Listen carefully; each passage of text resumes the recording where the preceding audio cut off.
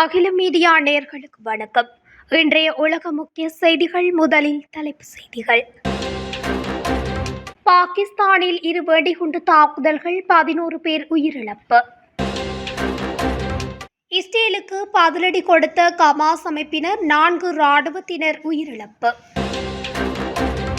பிரித்தானியாவை விட்டு ட்ரம்ப் வெளியேறியதும் எடுக்கப்படவுள்ள முக்கிய முடிவு. தேர்தலில் வாக்களிக்க ஷேக் ஹசீனாவுக்கு தடை.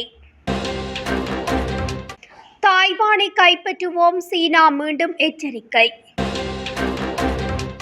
ஈரான் அதிகூடிய டாலர் மதிப்புள்ள அமெரிக்க மேம்பட்ட ஏவுகணைகளை அழித்து தாக்கியது.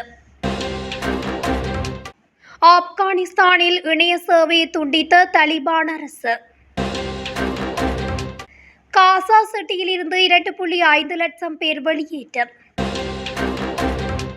காங்கோ குடியரசில் எபோலா நோய்க்கு 31 பேர் உயிரிழப்பு. பிரான்சில் பாடசாலை அருகே கோடரியுடன் சென்றவர் சுட்டுக்கொலை. தொடர்பென விரிவான செய்திகள். பாகிஸ்தானின் பலூசிஸ்தான் மாகாணத்தில் ஒரே நாளில் நடைபெற்ற 2 வெவ்வேறு வெடிகுண்டு தாக்குதல்களில் 11 பேர் உயிரிழந்துள்ளதாக தெரிவிக்கப்பட்டுள்ளது.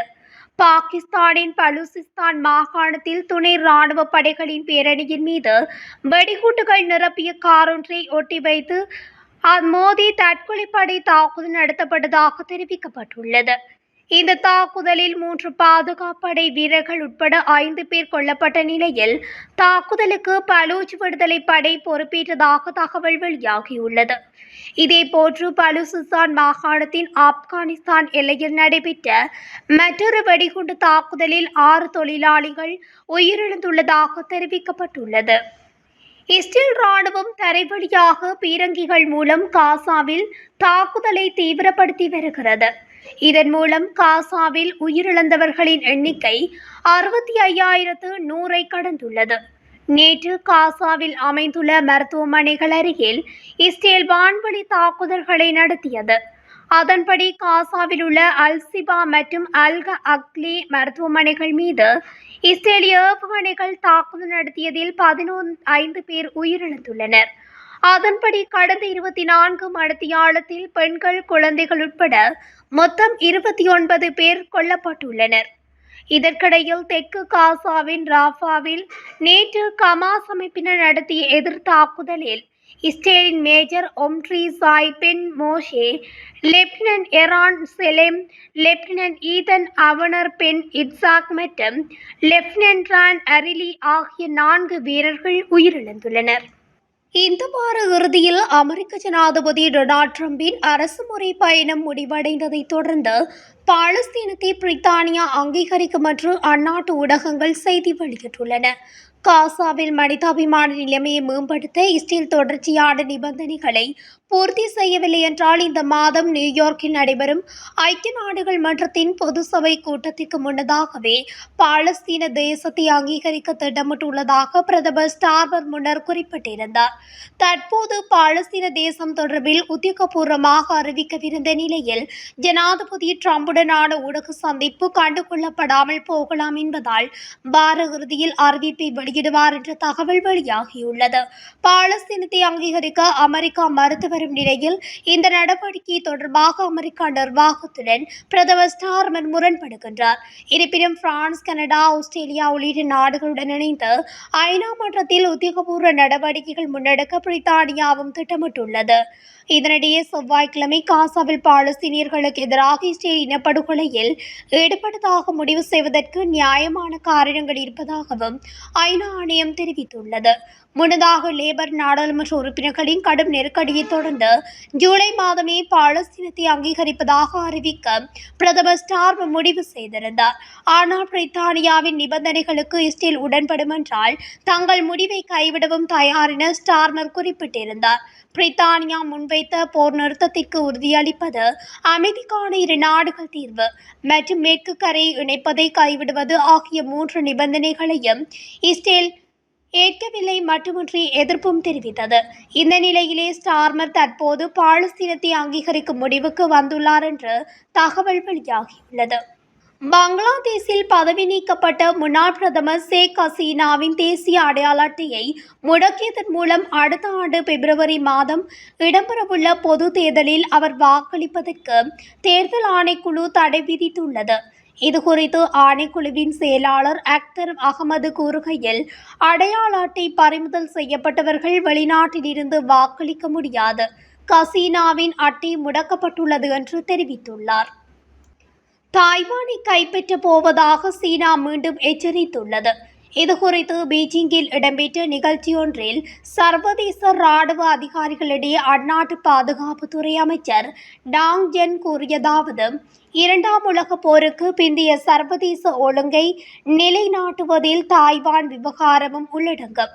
அந்த பகுதி மீண்டும் சீனாவின் கட்டுப்பாட்டுக்குள் வராமல் சர்வதேச ஒழுங்கு ஏற்படாது. தாய்வானில் பிரிவினைவாத சக்திகள் தலையெடுத்து சீனாவிடமிருந்து சுதந்திரம் பெறும் நடவடிக்கைகளை மேற்கொள்ள ஒருபோதும் அனுமதிக்க மாட்டோம். அத்தகைய முயற்சியை இரும்பு கரம் கொண்டு நசுக்க சீன ராணுவம் தயாராக இருக்கின்றது. சில வெளிநாடுகள் தங்கள் செல்வாக்கை அதிகரித்துக் கொள்வதற்காக இந்த விவகாரத்தில் சார்பு நிலை எடுப்பது சர்வதேச பதற்றத்துக்கு தான் இடமளிக்கும் என்று டாங் ஜென் கூறியுள்ளார். சமீபத்திய 12 நாள் போரின் போது இஸ்ரேலிய ஆட்சியின் 21 மூலோபாய தளங்களை ஈரான் அளித்ததாகவும், இப்போது ஒரு மீட்டருக்கும் குறைவான துல்லியத்துடன் ஒரு துல்லியமான இலக்கு வங்கியை நிறைவு செய்துள்ளதாகவும் ஈரானின் பாசிச் அமைப்பின் தலைவர் தெரிவித்துள்ளார். பிரிகேடியர் ஜெனரல் கோலம் ரேசா சுலைமானி கூறுகையில், எதிரி 12 நாள் போரை நடத்திய அதே நேரத்தில் பிரிவினைவாத குழுக்களை தூண்டி இஸ்லாமிய குடியரசை உள்ளேயும் வெளியேயும் ஒரே நேரத்தில் அழுத்தம் கொடுத்தார். ஆனால் அவர்களின் திட்டம் தோல்வியடைந்தது. இந்த 12 நாட்களில் சியோனிச ஆட்சியின் 21 முக்கிய மற்றும் மூலோபாய தளங்கள் முற்றிலுமாக அளிக்கப்பட்டன.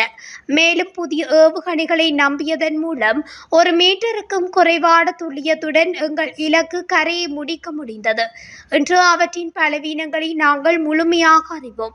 மேலும் ஆக்கிரமிக்கப்பட்ட பிரதேசங்களின் ஒவ்வொரு சதுர மீட்டரிலும் என்ன நடக்கிறது என்பதை நாங்கள் அறிவோம் என்று அவர் கூறினார். மீண்டும் ஏதேனும் ஆக்கிரமிப்பு நடந்தால் ஈரான் சியோனிஸ்டுகளை மட்டுமல்ல அவர்களின் ஆதரவாளர்களையும் பொறுப்பாக்க வேண்டுமென்று அவர் எச்சரித்தார்.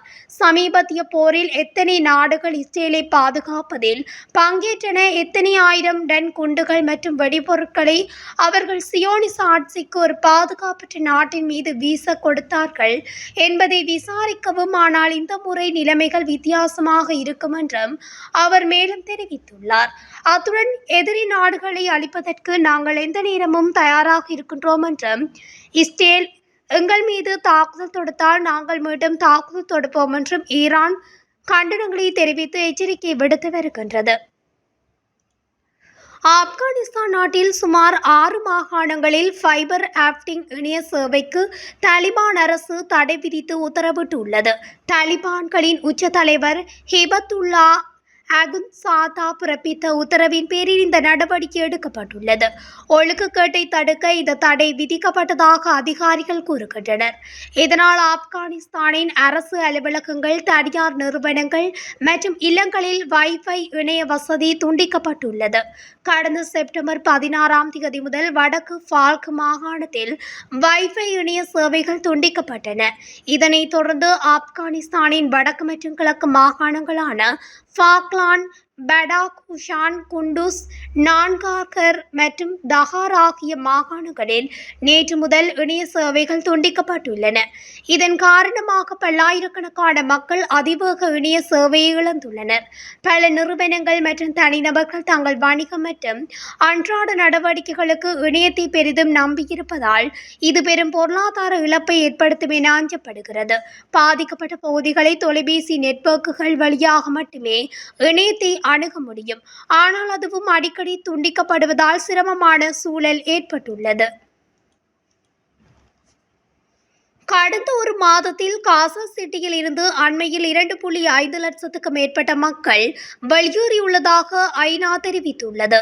காசாவில் இஸ்ரேல் மேற்கொண்டு வரும் ராணுவ நடவடிக்கை காரணமாக கடந்த ஒரு மாதத்தில் 2.5 லட்சத்து மேற்பட்டவர்கள் அங்கிருந்து புலம்பெயர்ந்துள்ளனர்.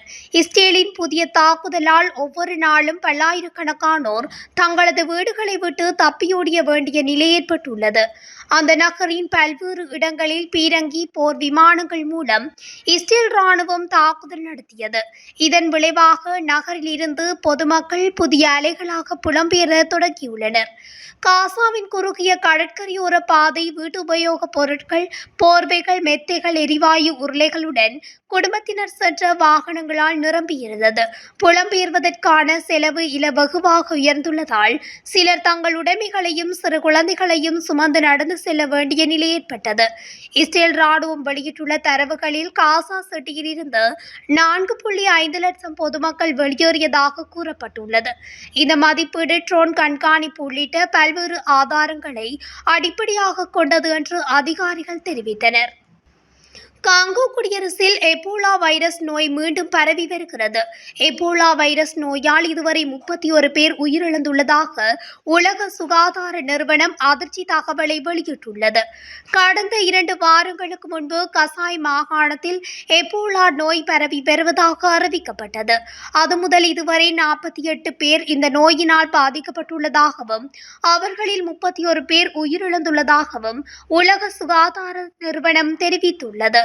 எபோலா வைரஸ் நோயின் தீவிரத்தை கருத்தில் கொண்டு நோயாளிகளுக்கு சிகிச்சை அளித்து வரும் சுகாதார பணியாளர்கள் உட்பட 500க்கும் மேற்பட்டோருக்கு தடுப்பூசி போடப்பட்டுள்ளதாகவும் உலக சுகாதார நிறுவனம் தெரிவித்துள்ளது. பிரான்சில் துலோன் அருகில் உள்ள லாசின் சுர்மேர் பகுதியில் ஒரு பாடசாலை அருகே குழந்தைகளை தொந்தரவு செய்த 30 வயதுக்கு மேல் ஒருவனை காவல்துறையினர் விரட்டியுள்ளனர். எனினும் அந்த நபர் ஒரு தோட்டத்துக்குள் ஓடி கோடரியுடன் காவல்துறையினரை தாக்க முயன்றார். இதனையடுத்து காவல்துறையினர் முதலில் தடுப்பு பிஸ்டல் பயன்படுத்தினர். பின்னர் அவரது கால்களை நோக்கி துப்பாக்கிச் சூடு நடத்தினர். படுகாயமடைந்த நபர் மருத்துவமனையில் காயங்களால் உயிரிழந்துள்ளதாக பிரான்ஸ் தகவல்கள் தெரிவிக்கின்றன. இத்துடன் அகில மீடியாவின் இன்றைய உலக முக்கிய செய்திகள் நிறைவடைகின்றன. தொடர்ச்சியாக செய்திகளை அறிந்து கொள்ள அகில மீடியாவுடன் இணைந்திருங்கள். நன்றி, வணக்கம்.